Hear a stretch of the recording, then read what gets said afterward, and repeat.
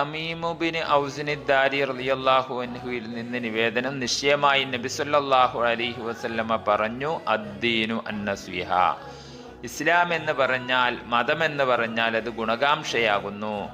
ഖുൽനാ, അപ്പോൾ നാം ചോദിച്ചു, ലിമൻ, ആർക്കൊക്കെയാണ് നബിയെ ഗുണകാംക്ഷ പുലർത്തേണ്ടത്? ലില്ലാഹി, അപ്പോൾ നബി സല്ലല്ലാഹു അലൈഹി വസല്ലമ പറഞ്ഞു, അള്ളാഹുവിന് ഗുണകാംക്ഷ പുലർത്തണം.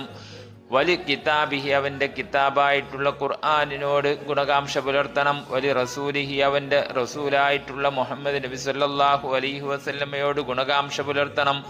വലി അയിമ്മത്തിൽ മുസ്ലിമീന, മുസ്ലിമീങ്ങളുടെ നേതൃത്വമായിട്ടുള്ള ഖലീഫമാരും ഭരണാധികാരികളോട് ഗുണകാംക്ഷ പുലർത്തണം. വഅമ്മത്തിഹിം, പൊതുജനങ്ങളായിട്ടുള്ള മുസ്ലിമീങ്ങളോടും ഗുണകാംക്ഷ പുലർത്തണം.